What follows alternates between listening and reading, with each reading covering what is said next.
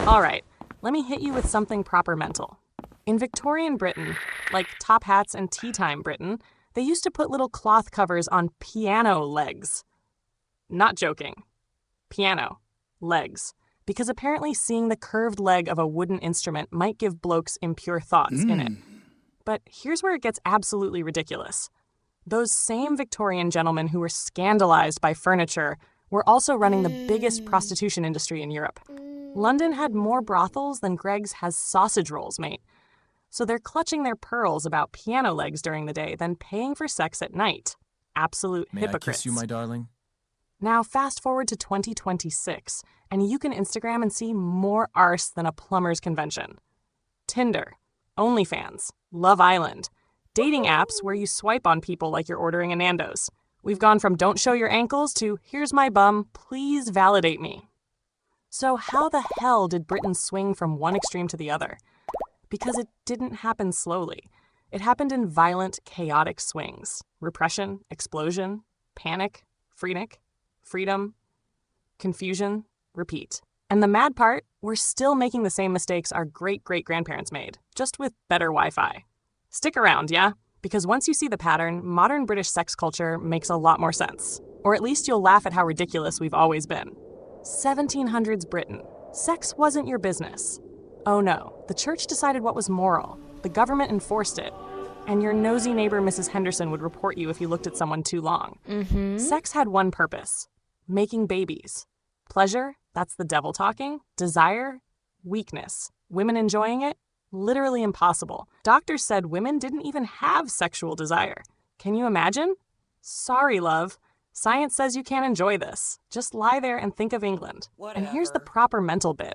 Doctors, actual doctors, were writing pamphlets like, masturbation will cause blindness, insanity, hairy palms, and certain death. Parents genuinely believed if their son had a wank, he'd go mad and drop dead. So kids grew up absolutely terrified of their own bodies. Brilliant. Really healthy stuff, that. Marriage back then? Not about love, mate. It was about land. Money. Who's got the most sheep? Your dad picked someone for you based on how much property their family owned. Romance? Pfft. That's for peasants.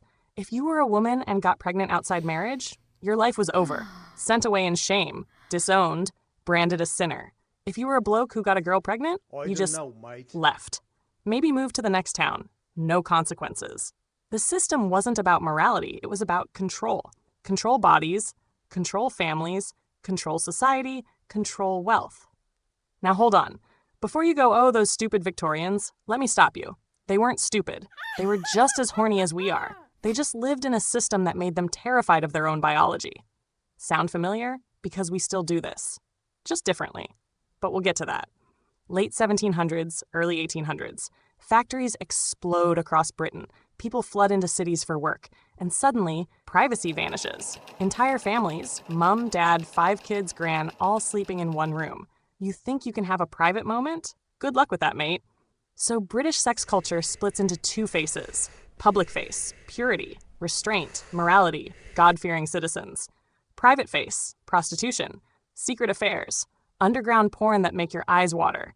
London becomes packed with brothels. Estimates say there were 80,000 prostitutes in London alone, in a city of 2 million people. Do the maths. That's mental. Victorian men would go to church on Sunday, preach about virtue and family values. Then Tuesday night, they're at a brothel in Whitechapel. This hypocrisy wasn't accidental, by the way. It was the point. See, by keeping sex shameful and hidden, the system kept women trapped and men in power.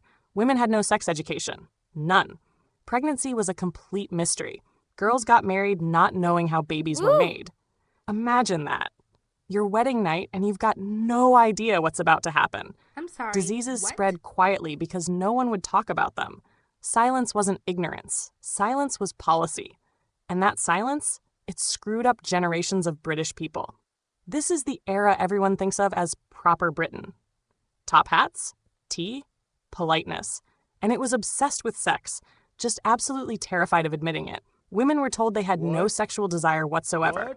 Doctors literally claimed that women who enjoyed sex were mentally ill. If a woman said, actually, I quite like sex, they'd diagnose her with hysteria and stick her in an asylum. Proper mental. They covered piano legs with fabric Because legs, even wooden ones, were suggestive. Table legs.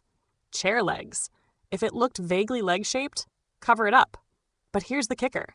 While they're covering furniture, the same Victorians were producing mountains of underground porn. Erotic novels, dirty drawings, secret gentlemen's clubs where anything goes. The more you repress something, the more obsessed people become with it. Sex manuals existed, but only for married men. Women weren't supposed to know anything. A common piece of advice given to new brides? Lie still and think of England. I'm not making this up. That was genuine advice. This is when sexual shame gets deeply wired into British DNA. And we're still dealing with the fallout today. Then war hits. World War I. Millions of men die. Women flood into factories to keep the country running. Gender roles collapse overnight. And suddenly all those strict rules, they bend. When death is everywhere, people stop waiting for the right time. Soldiers going off to war might not come back. Better make the most of it now. Marriage rules loosen. Morality becomes negotiable. Sex becomes urgent, human, necessary. Then World War II hits. Same thing, but bigger. Women are working, earning money, making decisions. They've tasted independence. After the wars, Britain tries to stuff everyone back into the old boxes. Right? War's over. Women back to the kitchen, men back to being in charge. Let's pretend none of that happened. But it's too late in it. Once people taste freedom, they don't forget it. The 1950s try really hard to be like the Victorians again. Perfect housewives, nuclear families, morality. But underneath, cracks are forming. People are starting to ask, wait, why are we living like this? And that question is about to explode. This is the earthquake. The contraceptive pill arrives in 1961, and everything changes. For the first time in human history, women can have sex without the constant terror of getting pregnant. Sex separates from reproduction. Suddenly, sex can be about pleasure, connection, fun, not just making babies. The 60s aren't just about the pill, though. Music explodes. The Beatles, the Rolling Stones, fashion goes wild. Young people are rejecting everything their parents believed. You know what? Screw your piano leg covers. We're done with shame. 1967. Homosexuality is decriminalized in England and Wales. Finally, porn laws loosen. People start talking about sex openly. For the first time in British history, sex isn't automatically shameful. But here's the thing no one talks about. Freedom without guidance is just chaos. The old rules are gone, but no one's created new ones. So people are just winging it. Some people thrive, others are completely lost, and Britain's about to swing hard in the other direction. Then AIDS hits, and sex becomes terrifying again. Suddenly, sex can kill you. The government runs these apocalyptic TV ads, tombstones, grim reapers, don't die of ignorance, proper horror movie stuff. An entire generation grows up thinking sex equals death. Sex education in schools becomes about fear, not pleasure, not connection, not communication. Just here's all the horrific diseases you'll get. Good luck. Brilliant messaging that. Meanwhile, porn starts going digital. Magazines, VHS tapes, CDs, early internet. Sex is moving out of physical spaces and into screens. And when sex becomes digital, it becomes disconnected. You're not interacting with a real person anymore. You're consuming content. And that shift, it's about to go nuclear. Smartphones arrive, and mate, everything changes. Porn isn't hidden anymore. It's not something you have to sneak around to find. It's instant, infinite, free, extreme. A 12-year-old with a phone has access to more explicit content than a Victorian gentleman could have imagined in his wildest dreams. There's no barrier, no age check that actually works. Dating apps turn human attraction into a game. Swipe left, swipe right. Like you're choosing a pizza topping. People become profiles, products, content. What the hell? Sex isn't scarce anymore. It's everywhere. Instagram, TikTok, advertising, TV shows, music videos. And here's the psychological trap. When something is everywhere, it loses meaning. People are more sexually exposed than ever, but less sexually connected. Because it's all performance now. You're not having sex, you're performing sex for validation. Did I look good? Was I good enough? Better check if they've texted back. Intimacy gets replaced by anxiety. Now we arrive at today. And mate, it's an absolute mess. Sex isn't just something you do anymore. It's your identity, your politics, your brand, OnlyFans, influencers selling sex, dating culture that's just broken. People feel pressured to be sex positive even if they're not comfortable. Everyone's doing casual hookups, so I should too, right? Or the opposite. Everyone's doing OnlyFans, so I'm a prude if I don't. We've swung from one extreme to the other.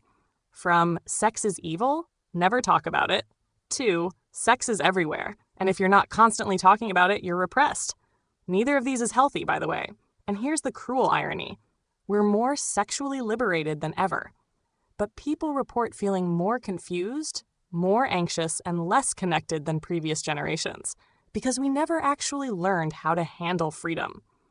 We just went from Victorian shame to digital chaos. No middle ground, no nuance, no guidance, just extremes. So if modern British sex culture feels confusing to you, that's not your fault. That's 300 years of swinging between extremes with no middle ground. The Victorians thought they had it figured out. They didn't. The 60s thought they had it figured out. They didn't. We think we've got it figured out now. We don't. But maybe, just maybe, if we stop swinging between shame and chaos, if we stop letting religion, government, or Instagram decide what's normal, maybe we can actually figure out what works for us, not our great-grandparents, not some influencer, us. Because the one thing 300 years of British sexual chaos has taught us, extremes don't work, balance does, and we've never actually tried that. So maybe it's time. Cheers for watching, mate. If this made you laugh or think or cringe at our ancestors, smash that like button, drop a comment if you've got thoughts, and subscribe if you want more history that's actually interesting. See you next time.